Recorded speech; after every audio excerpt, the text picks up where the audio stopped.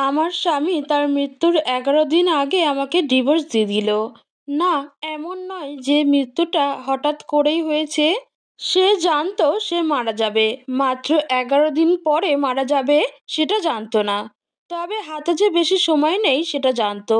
আমরা সবাই জানতাম। গত 2 বছর ধরে আমার স্বামী রায়হান ক্যান্সারে ভুগছিল। ঢাকা থেকে বলে দিয়েছিল কোনো আশা নেই, কিন্তু আমি আশা ছাড়িনি। ওকে চিকিৎসা করাতে ভারতে নিয়ে গেছি। আমাদের দুজনের জমি, ব্যাংক ব্যালেন্স যা ছিল সব শেষ। এমনকি আমার সব গহনাগুলো। শুধু রায়হানের নামে আমাদের এই বসত বাড়িটাই সম্বল ছিল। লাগলে সেটাও বিক্রি করে দিব তাই ভেবেছিলাম, কিন্তু ভারত থেকেও ফিরিয়ে দিল। আমি রুমানা ইতিহাসে মাস্টার্স পাস করার পরে একটা বেসরকারি কলেজে ঢুকেছিলাম। সেখানেই রায়হানের সাথে আমার পরিচয়। রায়হান কলেজের প্রিন্সিপাল ছিল। অসম্ভব সুন্দর করে কথা বলতো। বয়স একেবারে কম না হলেও বয়স ঠিক বোঝা যায় না। সে কোনো ব্যাপারে আমাকে খুবই সহযোগিতা করত। রায়হান খুব আপন মানুষের মতো কথা বলতো। আমাকে বলেছিল তার ডিভোর্স হয়ে গেছে। বউটা নাকি তাকে একেবারেই সহ্য করতে পারতো না। শেষে ডিভোর্স নিয়ে নিয়েছে। আমি অবাক হয়ে ভাবতাম, এত ভালো একটা মানুষকে মানুষ কেমনে সহ্য করতে পারে না। এক সময় রায়হান আমাকে জানলো, সে আমাকে ভালোবেসে ফেলেছে। আমি যেন এই কথাটা শোনার জন্যই অপেক্ষায় ছিলাম। বেশ কিছুদিন থেকেই আমারও মনে হচ্ছিল আমি তাকে ভালোবেসে ফেলেছি, কিন্তু ঝামেলা বাঁধালো আমার বাড়ির লোকজন। তারা কিছুতেই ডিভোর্স হয়ে যাওয়া একজনের সাথে আমার বিয়ে দেবে না। আমার ভাইয়েরা এমনকি রায়হানের চরিত্র নিয়েও কথা বলা আরম্ভ করলো। তার নাকি চরিত্র ভালো না। আমি জানি এসব কিছুই আমার মন ভেঙে দেওয়ার জন্যই আমার ভাইরা বলছে। আমি কিছুতেই সেসব কথায় কান দিলাম না। বাড়ি থেকে জানিয়ে দিল রায়হানকে বিয়ে করলে বাপের বাড়ির সাথে আমার সম্পর্ক শেষ হয়ে যাবে। আমি তাতেও পিছু হটলাম না। অবশেষে আত্মীয় স্বজন ছাড়াই আমি আর রায়হান বিয়ে করে ফেললাম। বিয়ের পরে আমার শ্বশুরবাড়িতে কোনো অনুষ্ঠান না করলেও আমাদের কলেজে অন্যান্য টিচাররা আমাদের বেশ ভালো একটা সম্বর্ধনা দিয়েছিল।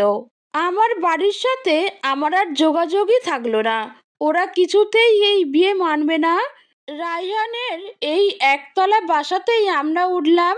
দুজনের ছোট্ট একটা সংসার। প্রথম দিকে দিনগুলো স্বপ্নের মতো পার হচ্ছিল। বারবার নিজেকে বোঝাতাম আমি ঠিক কাজটাই করেছি।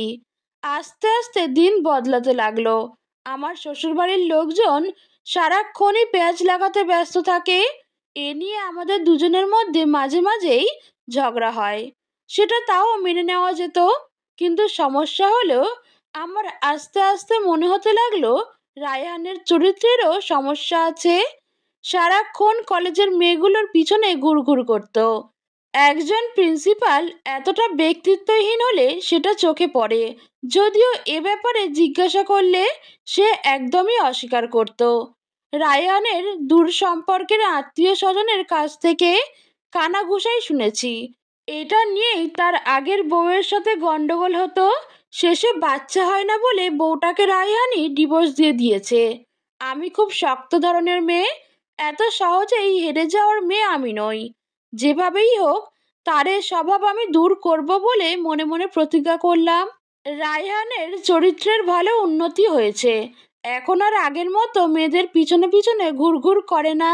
যেহেতু দুজনে একই কলেজে চাকরি করি, কাজেই ওর উপর নজর রাখতে সুবিধা হয়।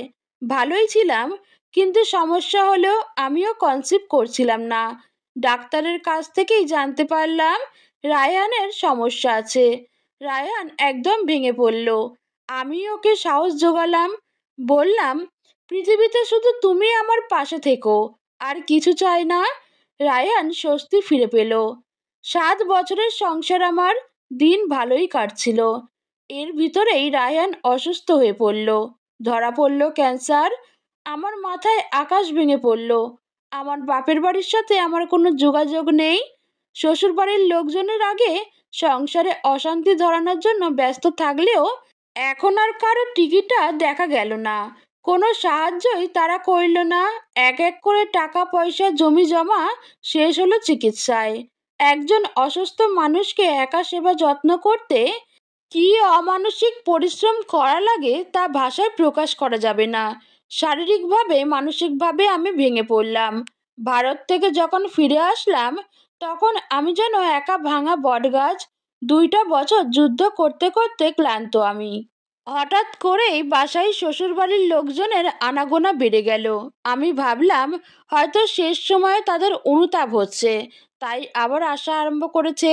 রান্না করে এনে খাওয়াচ্ছে, ফল কিনে এনে খাওয়াচ্ছে, আদর যত্ন বেড়ে গেছে অনেক। আমি একটু রিলিফ পেলাম। একজন মৃত্যু পথযাত্রী এবং তার পরিবারের লোকজন শেষ মুহূর্তে যে এমন কাজ করতে পারে আমার ধারণাও ছিল না। চাকরি ঠেকানোর জন্য আমাকে মাঝে মাঝেই কলেজে যেতে হতো। আমার স্বামী অসুস্থ এবং সেই কলেজের প্রাক্তন প্রিন্সিপাল বলে আমার কলিগরা আমাকে অনেক ছাড় দিত। তা না হলে হয়তো চাকরি করাও আমার জন্য সম্ভব হতো না। সেদিন কলেজ থেকে বাসায় ফিরে দেখি শ্বশুরবাড়ির সব লোক উপস্থিত। সবার মুখের দিকে তাকিয়ে বুঝতে পারলাম ভয়ঙ্কর কিছু ঘটতে যাচ্ছে।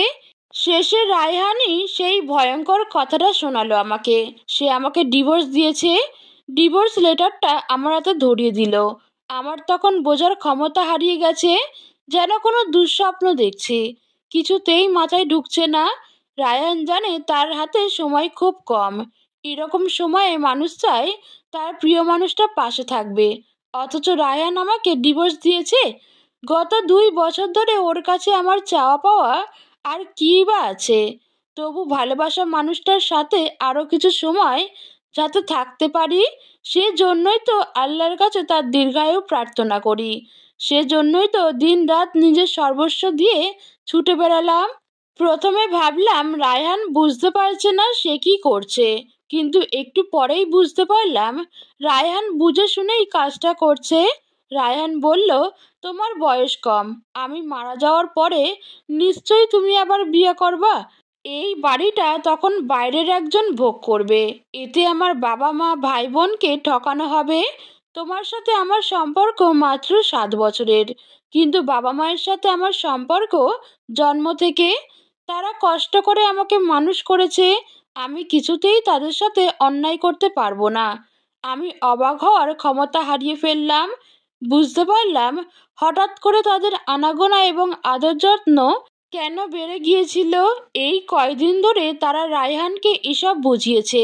তারা বলল, আর রায়হান বুঝে গেল মানুষ এরকম সময়ে সামান্য কিছু সম্পত্তির কথা চিন্তা করতে পারে। অপমান, ঘৃণা আর লজ্জায় ওই সময় ওই বাড়ি থেকে বের হয়ে আসলাম। কিন্তু যাব কোথায়? অনেক ভেবেচিন্তে আমার এক খালাতো বোনের বাসায় আশ্রয় নিলাম। পরে একটা বাসা ভাড়া নিয়ে চলে যাব। এর 11 দিন পরেই রায়হান মারা গেল।